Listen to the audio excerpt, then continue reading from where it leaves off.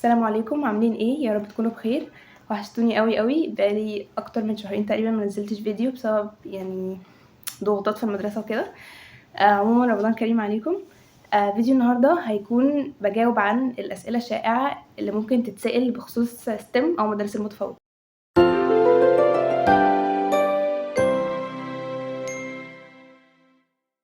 طيب نبدأ بأول سؤال. أول سؤال عندنا كان بيقول يا ريت تقولي لينا إيه أفضل مدرسة من حيث كل حاجة. هو أفضل مدرسة بصراحة هو في كذا مدرسة كويسة، زي مثلًا عندنا المعادي وبني سويف، الحاجات دي كلها كويسة. بالنسبة لاختيار المدارس من حيث الأحسن والأوحش، ما فيش حاجة اسمها كده. هو إحنا لمّا نيجي بنختار في الرغبات أو بنرتّب المدارس بتاعتنا، ده بيكون من الأقرب للأبعد مش من الأحسن للأوحش. يعني أنا مدرستي اخترتها أو بناءً على إن هي قريبة منّي، تمام، وعارفة إن هي لسه جديدة وكده، فالإمكانيات مش أحسن حاجة أو مش كتيرة، بس يعني أنا اخترتها لإن هي قريبة مش أكتر، تمام. تاني سؤال كان بيقول إزاي بنذاكر. طيب هو السؤال ده مالوش إجابة معيّنة يعني، لإن في ناس ليها طرق مذاكرة مختلفة. مثلًا عندكم أنا باذاكر يعني لمّا باجي من المدرسة وكده بابدأ مذاكرة إزاي، بافتح فيديو يوتيوب على الconcept اللي أنا واخداه أو الدرس يعني اللي أنا واخداه، تمام، عشان يبدأ إن هو يبسّط لي المعلومة. وبعدين بعد ما أخلّص بابدأ إن أنا أفتح مثلًا PDF من كلابات تانية في STEM هي عاملاه يعني شرح وكده، وباشوف يعني باتأكد لو في معلومات زيادة باخد بيها notes.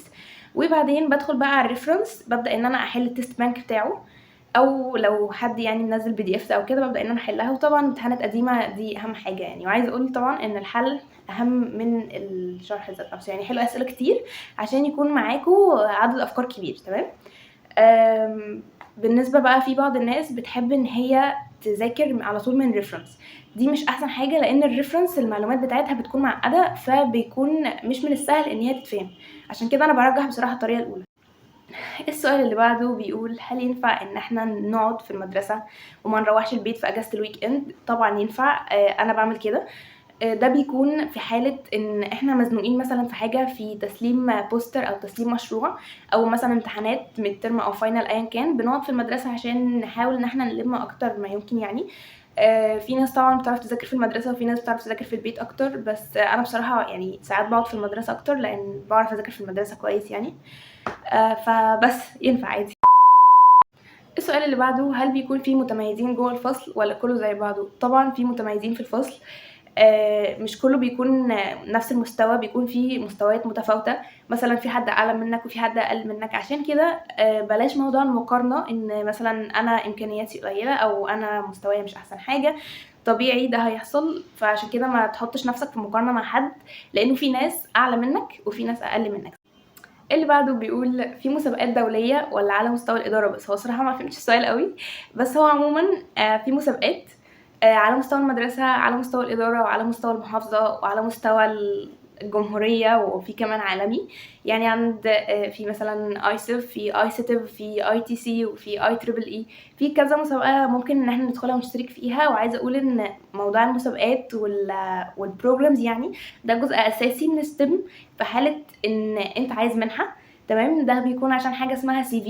الCV ده هابقى أشرحه بعد كده يعني في فيديو لو أنتم عايزينّي طبعًا أشرحه. عمومًا المسابقات موجودة وحاجة مهمة يعني عشان ناخد جوايز نحطها في الCV عشان لو عايزين منحة برّه. السؤال اللي بعده هل في إيه؟ 2000 years later. أوكي. هل إيه هي المواد وهل في مناهج محددة والّا لأ؟ المواد اللي إحنا بناخدها biology، chemistry، physics، إيه تاني geology وmath، mechanics وenglish طبعًا وfrench أو German على حسب الميول يعني. وطبعًا عربي. وفي أولى ثانوي بناخد دراسات، دي بتتضاف للمجموع. تانية ثانوي بناخد مواطنة ودي مش بتتضاف للمجموع، تمام. مناهج محددة، طبعًا في مناهج محددة بتكون STEM هي اللي حاطاها لنا يعني المناهج بتاعتنا، وبيكون في شوية منها متشابه مع ثانوي عام، يعني ممكن نذاكره من ثانوي عام وفي شوية لأ. السؤال اللي بعده بيقول المواد صعبة والّا تمام؟ هو أنا في الأول لمّا دخلت المدرسة صراحة لقيت المواد صعبة. ليه؟ لإن أنا كنت من مدرسة عربي، تمام. وطبعًا الدراسة هناك كلها English، فالصراحة كنت شايفة موضوع اللي هو الadaptation مع الEnglish صعب شوية، تمام. من حيث بقى المواد ومن حيث إن أنا أعرف أحل وكده وأعمل presentation يعني في الفصل. بس بعدين يعني اتعودت الحمد لله على النظام بتاع المدرسة والدنيا بالنسبة لي كانت تمام. فهو كل حاجة في أولها عمومًا هي صعبة. دي قاعدة. بس ان شاء الله يعني لما ندخل المدرسة وتتعودوا على نظام كده هتحسوا ان هي عادي زيها زي اي مدرسة. اللي بعده بتعتمد على حفظ بجانب الفهم ولا فهم بس وحل وكده؟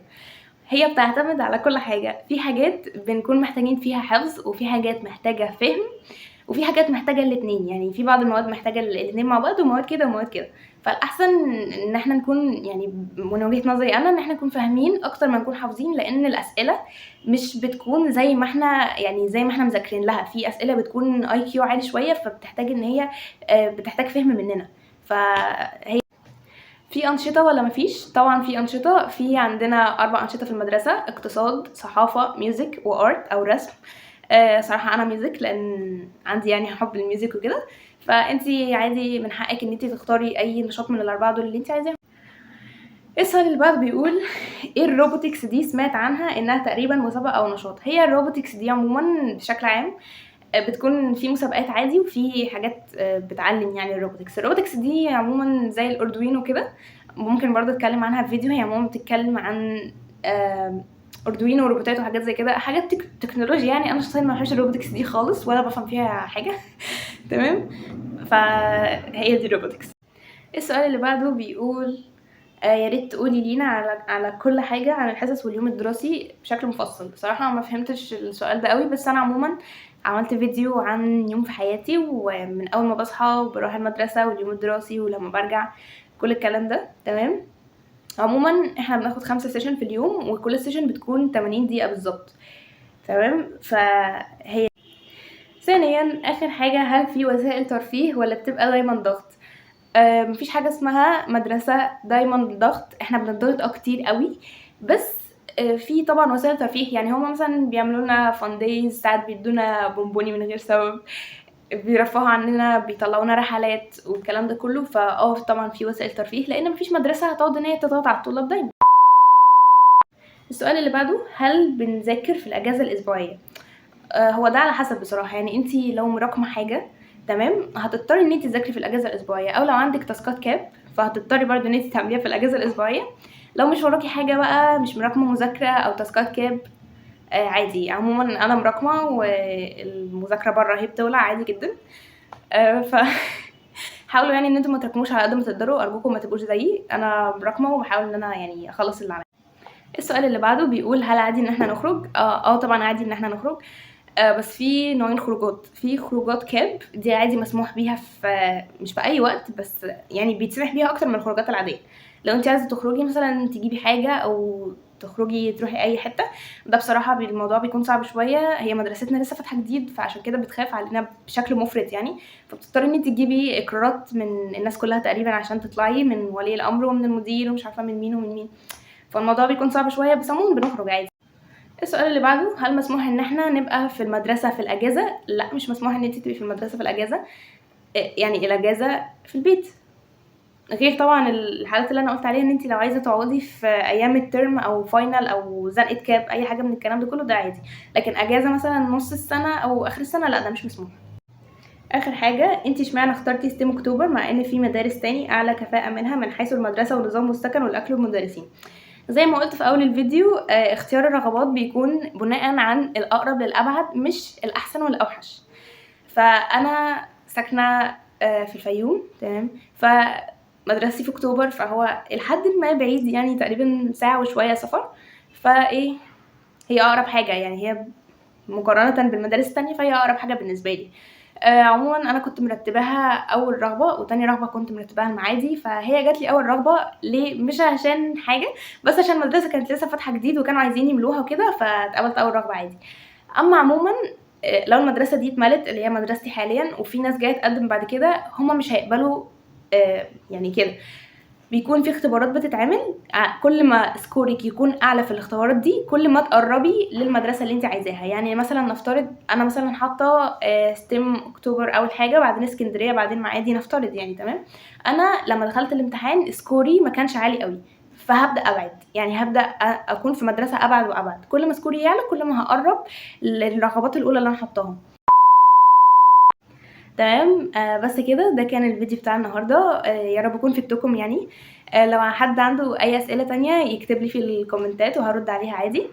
بالنسبة للتقديم وكده بإذن الله لمّا يفتح هاقول لكم إزاي تقدموا وترتيب الرغبات والكلام ده كله، تمام. كان في برضه comment تاني بيقول إن أنا أعمل فيديو يوم في حياتي، هو أنا already منزّلة يوم في حياتي، بس لو عايزين يوم تاني عادي هانزّل لكم ما فيش مشكلة. تمام، يالّا سلام عليكم.